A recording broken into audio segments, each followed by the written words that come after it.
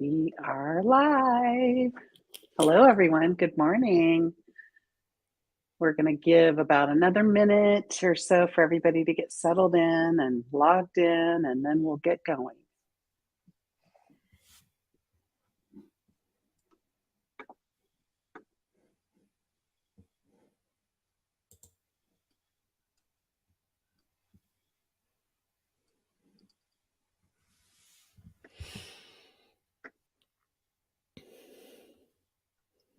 Make sure you post questions or comments in the whatever platform you're in. We will be monitoring questions and comments throughout, so feel free to pop them in there if you have anything. Just a few more seconds and we'll get going.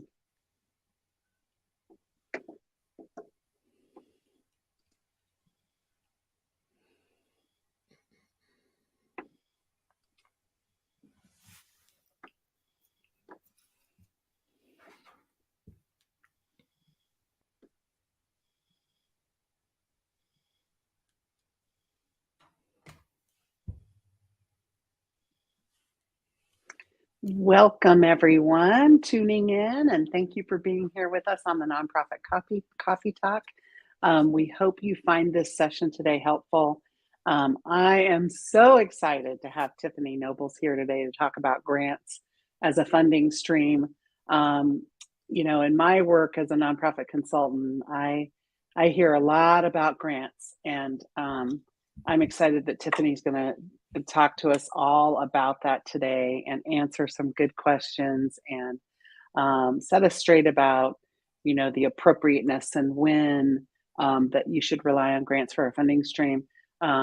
It's a really hot topic in nonprofit world, and I know, especially in startup nonprofits or people that are considering starting a nonprofit, I always hear grants, but we can get grants. And so, that there's a lot of misinformation out there about grants, I think, and some unrealistic expectations about just how much there is out there to be had. So I know Tiffany is a real great expert about everything grants. So to introduce Tiffany, a grant professional for over 10 years, Tiffany Nobles, MPA, GPC, operates T Nobles Grant Consulting, LLC as a full-time consultant, and she works with nonprofits and small businesses at various stages of their grant-seeking journey. She holds a Master's of Public Administration, a Bachelor's of Arts in Political Science, and recently earned her grant professional certified credential. So welcome, Tiffany. Super excited to have you here today. Hi, thanks for having me. I'm excited too. I could talk about grants all day long. I am Libby D, nonprofit champion and founder of Libby D and Associates. Through visioning, theory of change work, leadership coaching, fundraising support, and organizational and board development, our nonprofit leader clients successfully raise more money and have more impact. But not all nonprofits can afford to hire a consultant. And so I created the Nonprofit Coffee Talk as a way to provide some great content and helpful information to as many nonprofit leaders as I can. I hope you'll find today's session useful. I know you will. And please always feel free to suggest other topics that you'd like to see. So message me or put it in the comments or whatever you want to do if you have a topic you'd like to see discussed on here. So with that, I'm going to go ahead and ask Tiffany this first question and we'll get rolling. This 30 minutes will go by fast, and we could talk for hours. We were talking before we went live. We could talk about grants all day long. We could sit here for 20 hours and talk about grants probably. Yeah. But so my first question is a big one.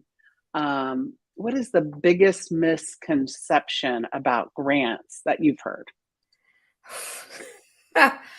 Well, there are a lot of them, but I would say the biggest one that I've heard from folks is that you just write one grant and then you copy and paste it to every other grant.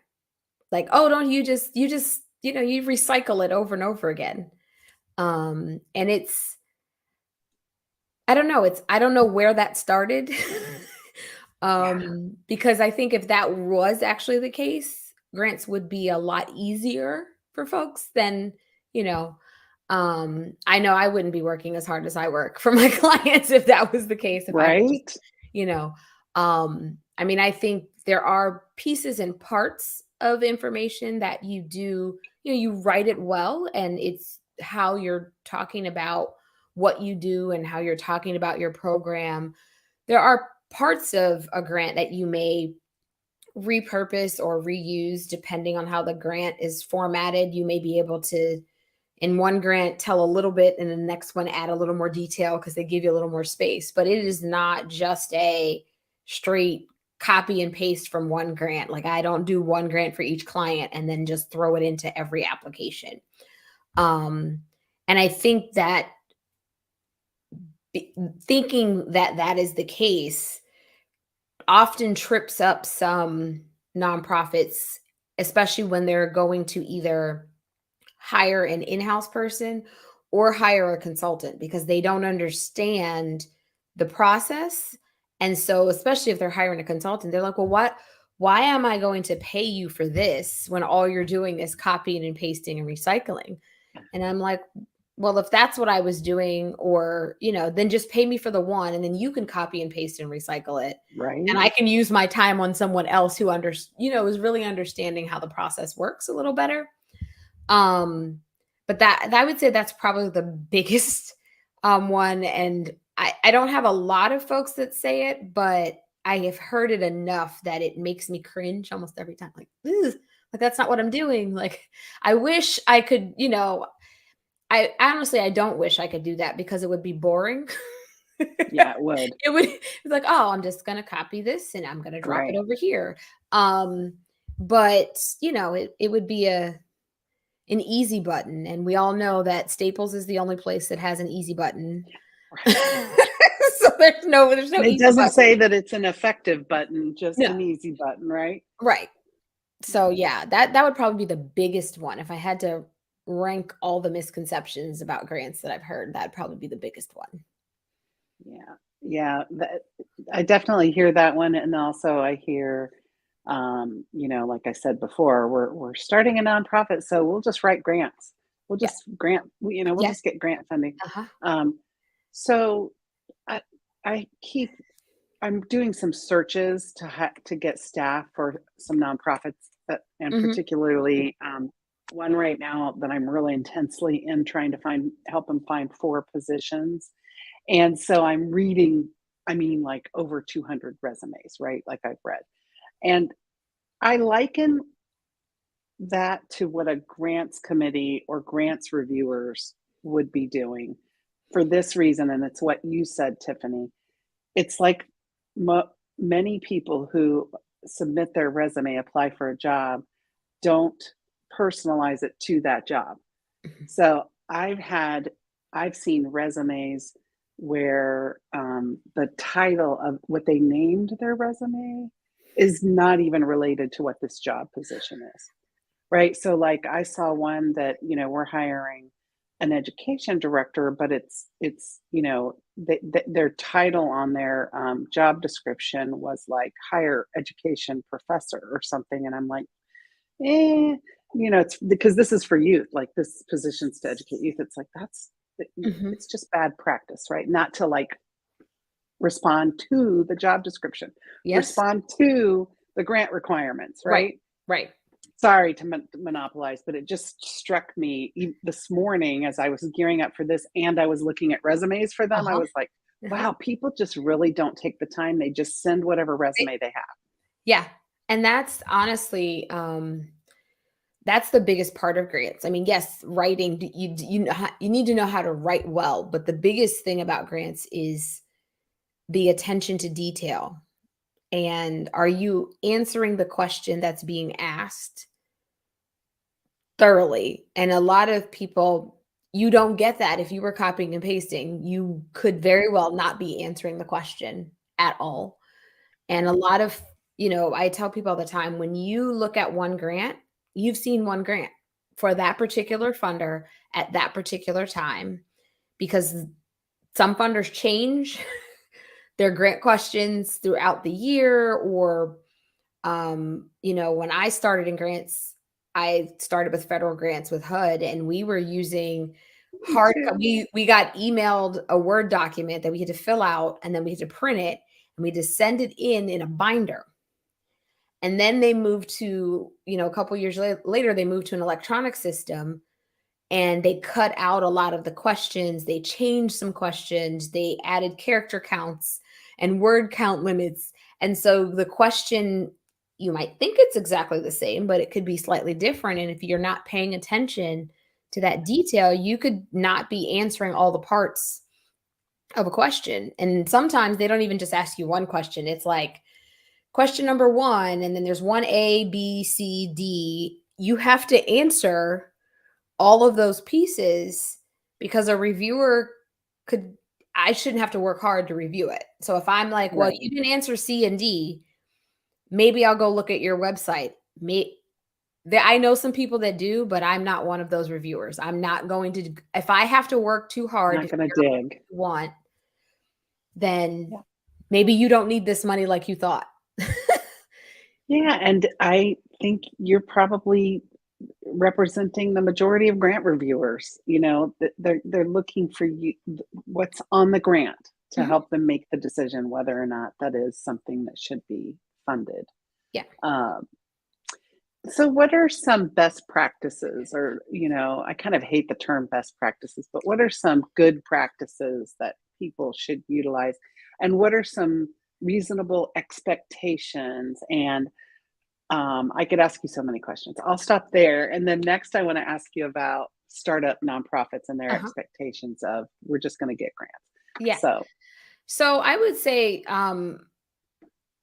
well, one thing that's a best practice, I would say, and then I tell folks all the time, whether I'm working with a client one-on-one or I'm doing grant workshops, is know why you're going after grants. Like, know your why.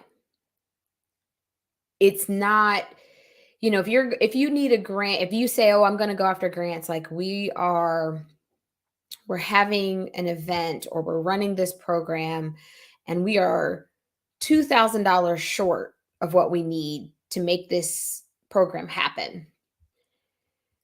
And some people go, "Well, we'll just write a grant." Well, if you're going after a grant that has a lot of expectations, a lot of questions, a lot of detail you're providing, um, and then it also has reporting requirements for $2,000. And I know for some smaller nonprofits, $2,000 grant can go a really long way. But I often say, does it make more sense for you to find an individual donor that'll give you a $2,000 check, and that's that's it. You got your $2,000 and you don't have to write a report. You don't have to, all you can do is do a thank you. Um, or, make knowing why you're going after it, not just because it's out there. Um, Making sure, I would say another thing is making sure that the grant you're going after, it's the right fit for you at the right time. Are you applying right now just because there's a grant opportunity open? Some funders have multiple cycles in a year. And so I often, tell my clients, well, if they have a cycle in October, due in October, and then they have another one due in January, and you have three other opportunities that only have one time a year, they're also due in October. Do you need to go after that other one in October, or does it make sense to kind of spread it out? And usually I say to them, well, I always say act as if you're going to get it. So everything you're doing leading up to applying should be as if we have the money. So if you're acting in that way, you will prepare yourself like, in a way you're speaking it into existence, is we're going to get this grant, and that means we're going to have to report on it, whether it's a required report or we're just giving a report to our board. So if you only have to do 3 reports in October the next year when it's over, compared to 4, just because you were pushing it through, just, that's a part of knowing your why, but also knowing the right timing and the right fit. Um, I also often suggest making sure that the funder you're going after, their their values and their priorities and their mission aligns with what you're doing. Um, don't just see it as, and I know in fundraising, direct fundraising, we say this a lot to folks. Don't treat your donors and your funders as an ATM. It's a partnership. You're inviting them to partner with you to support your story of impact, your programmatic impact, your events impact, whatever that is.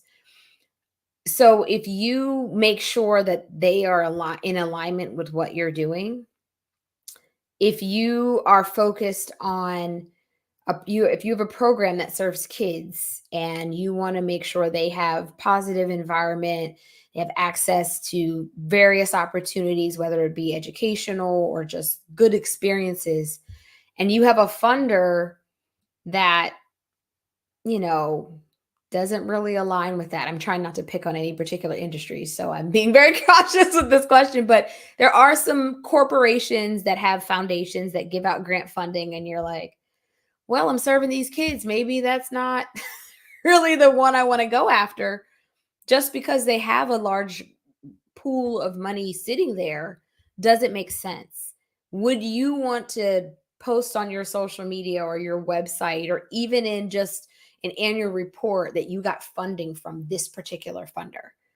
And they're thinking about the same when they look at you and review you. Would they want to tell someone proudly that they're supporting you? Or would they tell you, you know what, just don't tell anybody we gave you this money? Think about think about that. Um, because that stays with you for, for some time there. Mhm. Um, the other thing is, always remember about it's you're building relationships even when you're just submitting applications. You're still, if any opportunity you have to build a relationship with a funder, the better off you are. It doesn't mean you won't have to necessarily still do an application. Sometimes you can build a relationship well enough that they'll say, you know what, don't submit anything this time, we'll cut you a check. um but that doesn't always happen. But when you build that relationship and you keep it going, you can most times have a funder that'll keep funding you.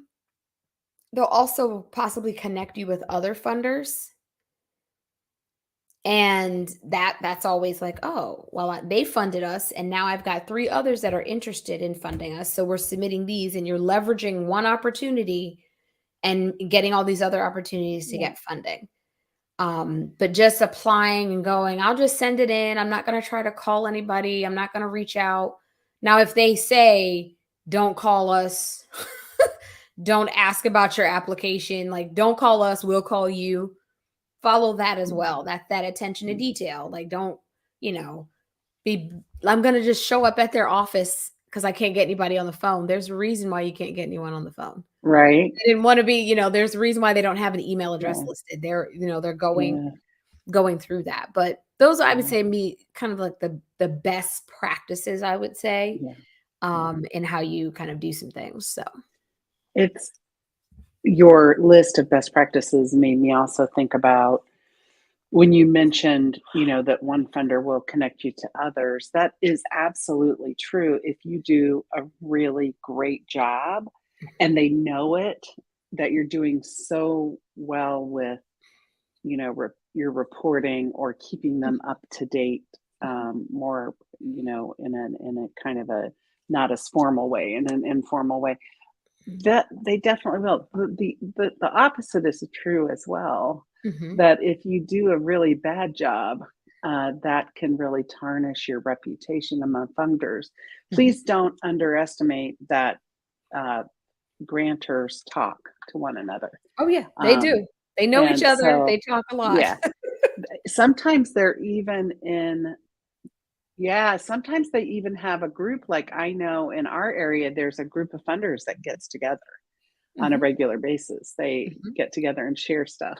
Uh, mhm. and I think that's a good thing. And so you just want to make sure that your whole, you're committed to this, whatever you put in your application, you're committed to implementing it at Mhm. the highest level, right? Yeah. And so you really have to challenge yourself. And you mentioned that in, when you were talking earlier. We do have a couple of questions, if you don't mind. If I is this okay if I interject a couple Yep. questions? Okay, so a LinkedIn user said, let's say they're organization finalists for a grant. What can an organization do to make themselves a more compelling finalist? And the follow up question is, what is that it factor? Well, um, some of that can vary based on, the funder and how that process works. But I would say really I say grants is storytelling. I mean, that's really what it is. And you're telling your story of impact, why your program does what it does and how it has adds the value, whether it's you're serving puppies or you're serving people, or you're caring for the environment. What is the impact that you're making? And every reviewer, every funder, they want to know why you. Why should they fund you over someone else? Why should they fund you in addition to someone else? Because sometimes they'll give you funding and the next organization that's doing the exact same thing, because maybe the space that you're in is big enough that we need both of you. So you need to be able to tell that story in a way that is compelling, gets to the point. We don't have those times where before grants used to be kind of more free form and people would just write and write and write and write. One, no one wants to read all that anymore. And with the online systems, you don't have the space for that. There used to be a time when you could tell your whole story. They would ask you a couple questions and you had unlimited pages to write. Yeah. Or they would give you page count, but it was like 15, 20 pages. Oh, yeah. Now it's tell me what you do, how long you've been doing it, how well you're going to do it, how many people you serve, why we should fund you. You have 750 characters, Yep. not words, characters. And that includes Yeah. the spaces. Hmm. So be able to be concise and compelling to show why here's what we do and here's why it makes a difference. Knowing your competitors is also a big part of that. And I know a lot of times, especially with nonprofits, we're like, well, we're not really competitors. Well, if you're going after the same grant, yes, you are. Um, Yes. they Grants are could be very competitive. right. They're competitive, but those folks could also be your collaborators and your Yes. partners. You can Yes. find someone who's doing the same thing or they're doing a complementary thing to you, and that may allow you to go after a larger grant or become a finalist in a process that has, rounds to get you there. If you go in from the beginning saying, we're providing housing, this organization is providing supportive services, instead of us both trying to go after the same pot of money or smaller pots of money, we're going to come together and create this program and go in together as a grant application and show how we're going to make impact together and we can serve even more people because now these folks don't have to go find services. We're bringing the services to them when we put them in the housing. So thinking of things, what gives you that next step up, what's giving you that extra edge, and then being able to talk about it. If everything is I'm trying to figure it out, I don't know what we're going to do, you probably shouldn't be writing it right now. Hmm. If you Yeah. can't tell me what you're going to do, if everything is, well, we'll figure it out when we get the money, you're probably not going to get the money. Yeah, that'll show in your application, right, that Mhm. you haven't thought it all the way through. I Yep. love that tip that you gave, which is, that assume that you're getting the grant, so you think all the way through implementation and reporting. I love that. As you were talking too, it struck. You're making me have all these ahas. It struck me. I've worked with funders and with nonprofits, and um, funders tell you what information they're going to use to judge your application by the questions they ask. Mhm. Like they're very deliberate and intentional about those questions. They've thought through what information do we need in order to be able to decide whether we want to fund this organization?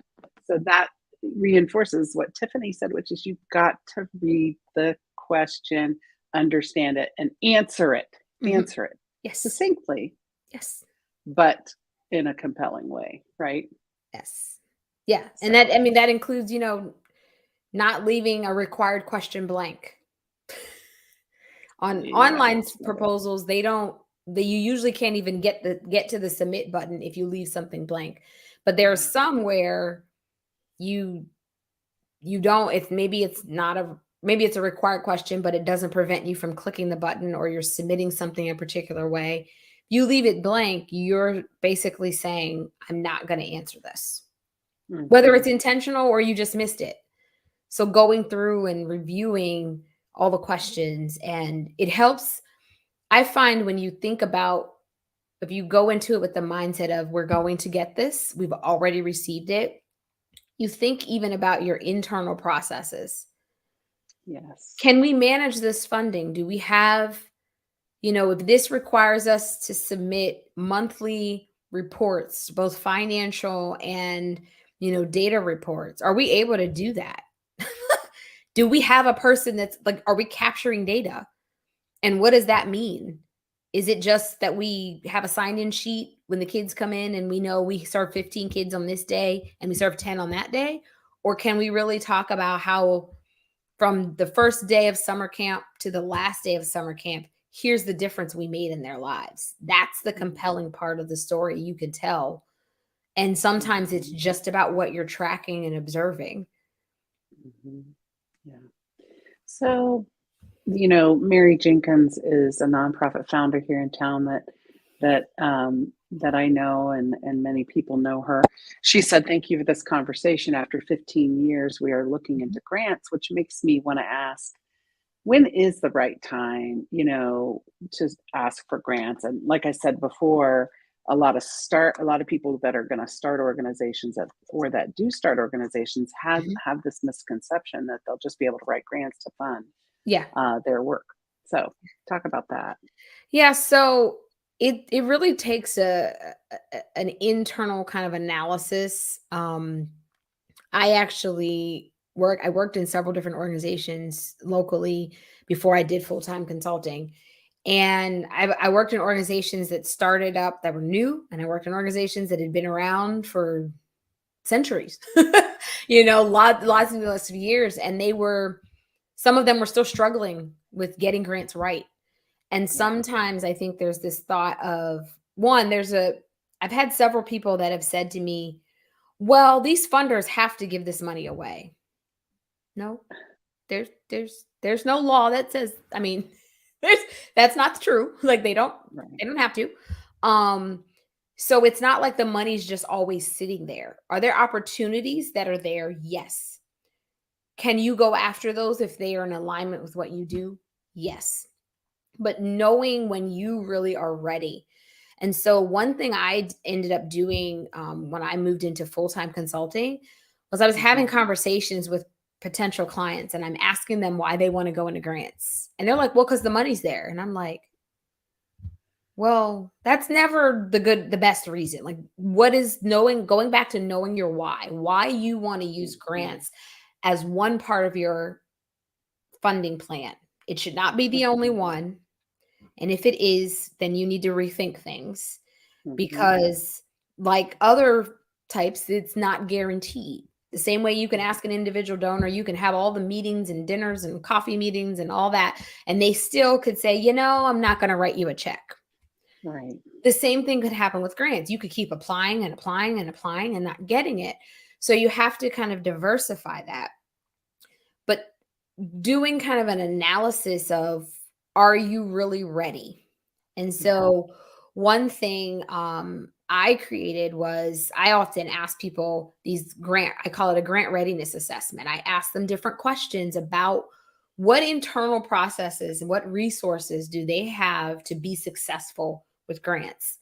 I created that assessment off of things that I was seeing over my, 10 years of doing grants that worked well and that didn't. Things like, Does your board help with fundraising? Are they helping you make connections to potential grant funders? If not, why not? Do you collect data? Do you have a financial management system that allows you to track grant funding as it comes in, to track, are we spending on what we asked for? Are we, and I'm not saying, especially if you're a startup, you don't have to go out and buy the Cadillac version of software. Especially if you can't afford it and you're starting up, an Mhm. Excel spreadsheet, a ledger, like something. But you can't, say, oh, well, I've been paying for a few things and I have this like box that has some receipts in it and I'm just going to keep this. And that's my financial management system. Um, Mhm. so I actually ended up taking those questions that I found myself asking potential clients and I created this separate guide. I started out with, I actually do grant readiness assessments as a paid service. So folks can schedule an appointment and have a one-on-one session. How it works with me is you do the assessment, you answer the assessment. I analyze what you've answered. Plus I go and do some other digging about things I can find out about you and then give you my analysis of that.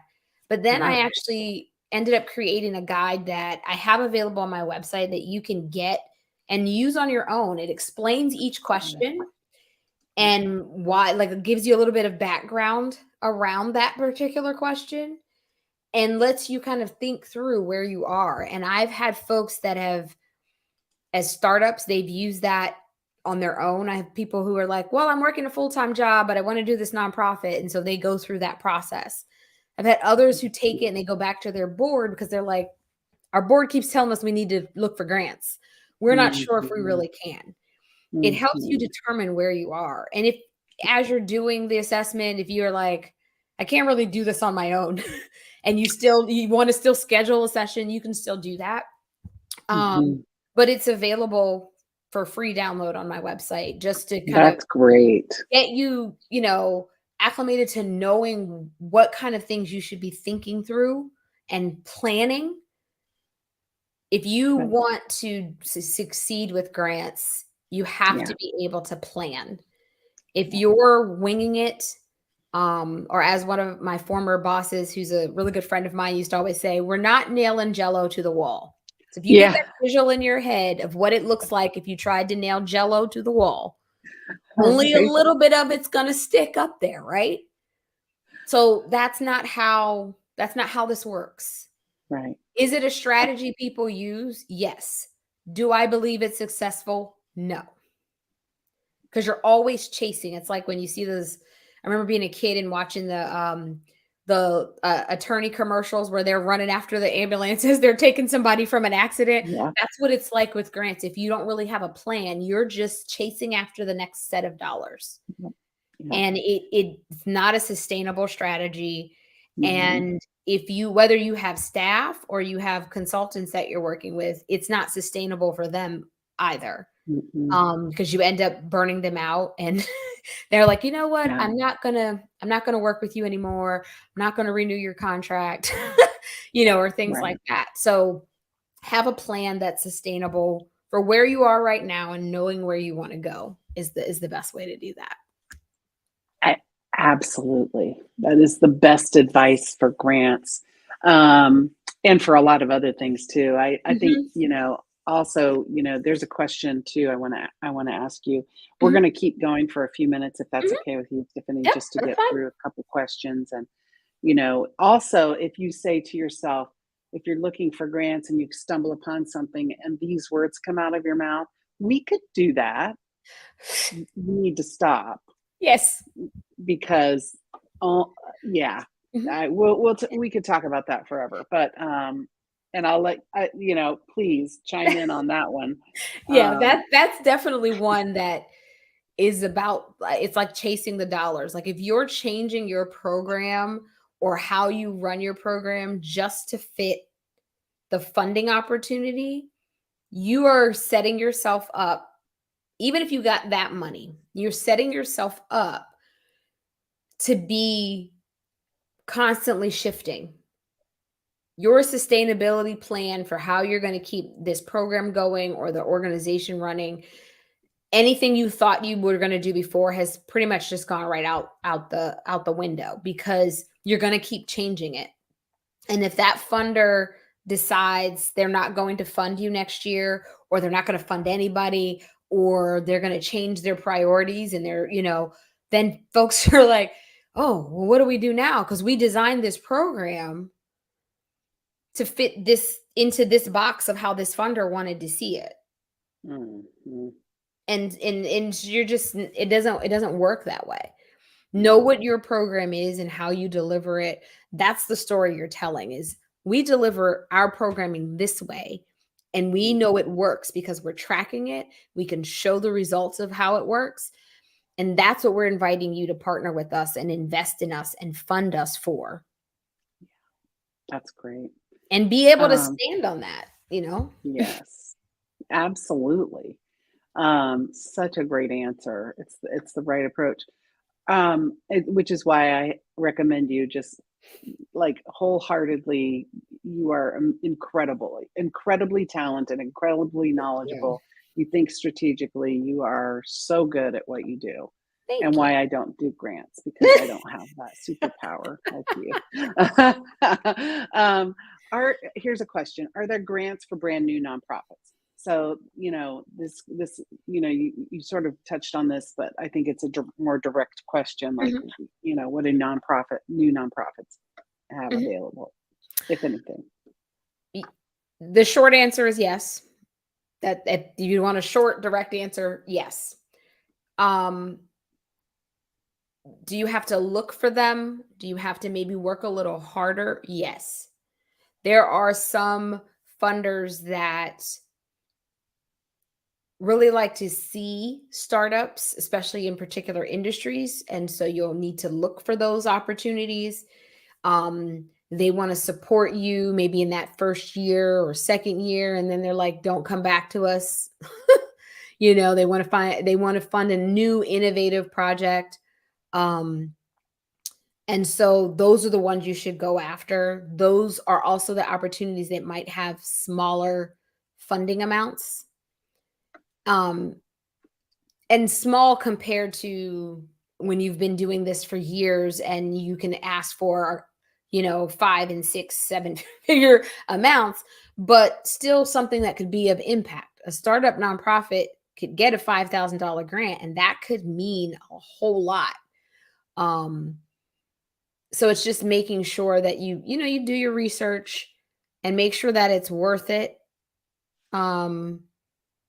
But yes, there are opportunities that are out there. Mhm. I've been seeing increasingly over the past couple years, I've been seeing a lot of opportunities that have been out there for new nonprofits that are run by women, that are led by persons of color, um, that maybe started as a business and now are moving into the nonprofit space, or they have a social enterprise space. So you have to be very creative and strategic about how you look for those Mhm. opportunities. Um, Mhm. it's not just, oh, I'll get on a listserv and every now and then I'll look at it. You have to plan for, how am I going to look for these opportunities? Is it going to be Mhm. me? Do I have somebody else that's going to do that? Are they going to do research and set up a calendar for me? Um, how is that going to work? You have to, Mhm. the same way you have to set time aside to apply, you have to set time aside to find them. But there are opportunities out there. Um, and even within, foundations, community foundations, sometimes they're like, we're tired of funding the same people. So we want to do something new. Mhm. When you're constantly making connections with people and building relationships, that's how you find out about some of those opportunities that they're not putting in the newsletter or they're not sending out on the listserv. You Mhm. can't be like, I'm just going to sit here in my office and wait for the best opportunity to show up in my inbox, because you will be Mhm. sitting in your office for a very long time waiting for that, because it probably won't show up, because it's probably not in the place that you're already looking. So continuing to make those connections and checking in with people and asking around, not assuming, well, Mhm. I'm new, so I just have to struggle until I feel like it feels like I'm old enough.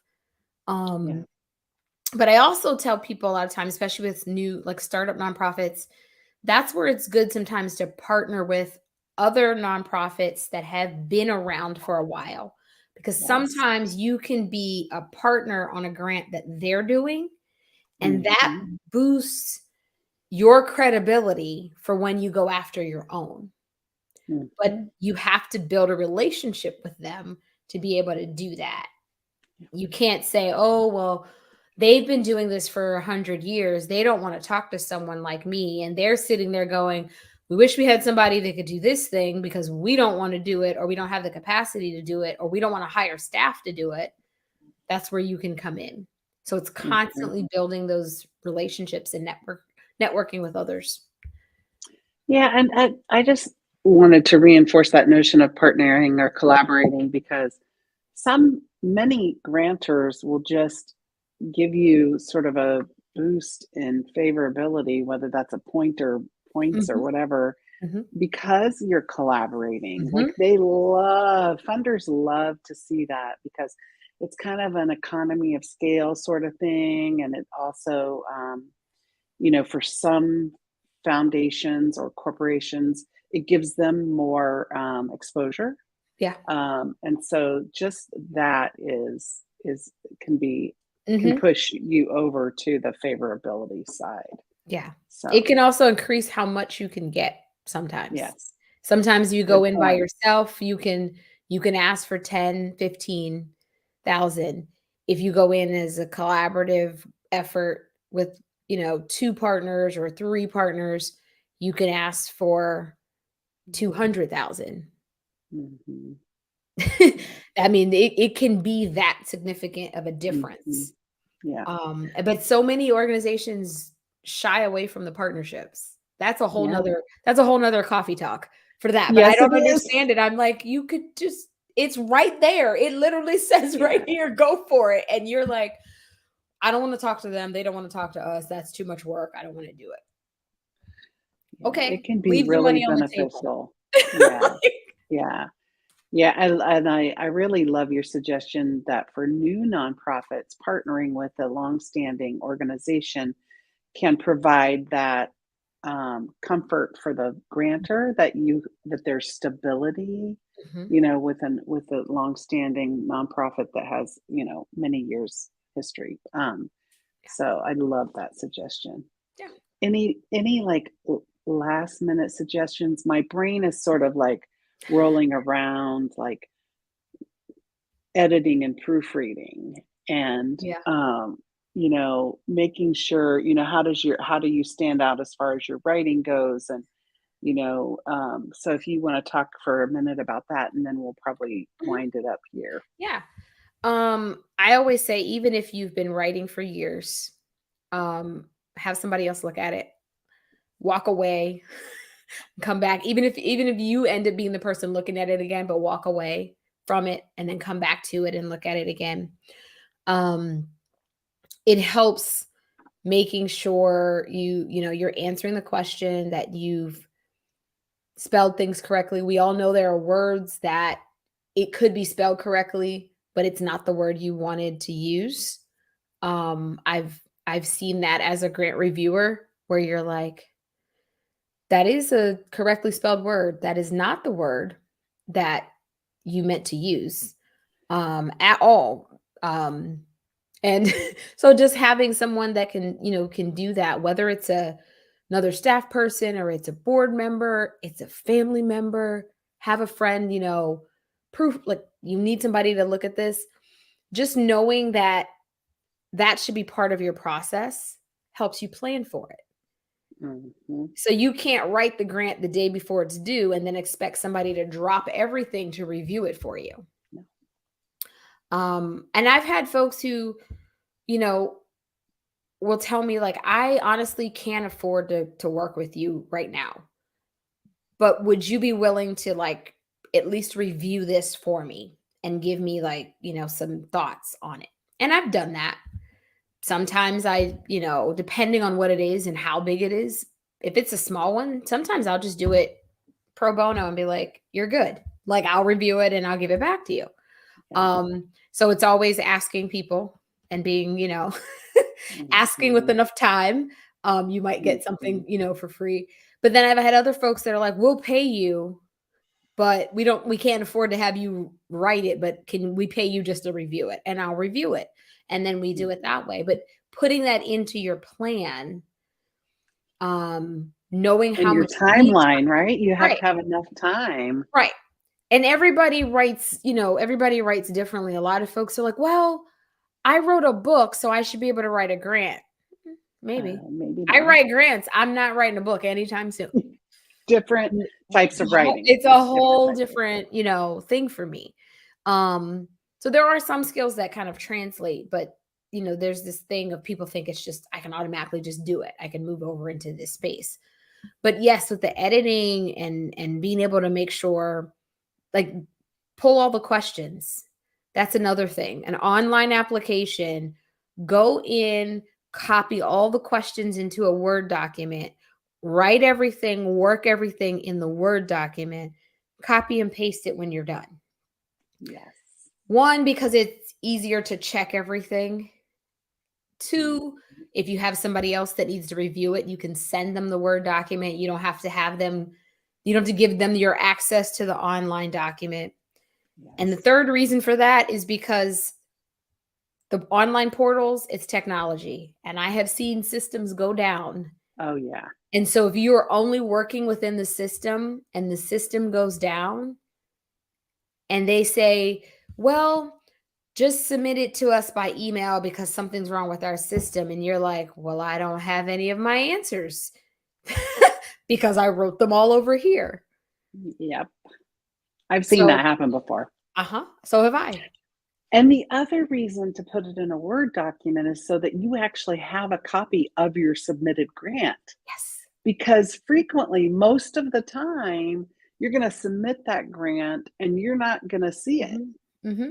the full Yep. application. Yep. And So, I always save it afterward, even after I hit submit. If they allow me to see it, I save it I print it to PDF and I save it. mhm. And then I mark when I save that document, I save it as this is as submitted. Because Yeah, sometimes you may that's change a smart. question for one portal that you may answer differently somewhere else, but you know how Mhm. you answered it. You can pull from those resources. That's so smart. Yeah. Good suggestions. Yeah, Work very smarter, not good. harder. Right? That's exactly right. Yeah. Any last thoughts? Any last questions? Anybody out there still? Um, and if not, we're going to go ahead. I think. Do you have anything, Tiffany? Last thoughts? Any words of wisdom? I would say, like, just don't be afraid to go after grants. And I'll keep reiterating that. Don't be afraid to go after them, but know why you're going after them and create a plan for it. Yeah, That's that's the good. key to success with grants is having a plan for how you're going to go after them, manage them, all of that. Don't wing it. Winging it doesn't work. It's a waste of time. Only works with eyeliner. Right. And sometimes that doesn't work for me. So, Right. yeah, personally. No. Hey, this has been fantastic. Thank you for all your great information. I know people found it helpful. I found it helpful as always, anytime I talk with you. So, thank you very much. We're going to say goodbye, close out. Um, Tiffany's information is actually on the post about today's nonprofit talk, nonprofit coffee talk. And I also posted in the comments her website, and I went on LinkedIn and posted it on there so everybody has that if you want to get in touch with her. So thank you for being with us, Thank you and for having me. we'll see. Yeah, I'll be on vacation next Thursday. I think that my associate Ariel might be hosting next week, but that's to be determined. So hopefully we'll see you next Thursday and every Thursday at this time. Thank you.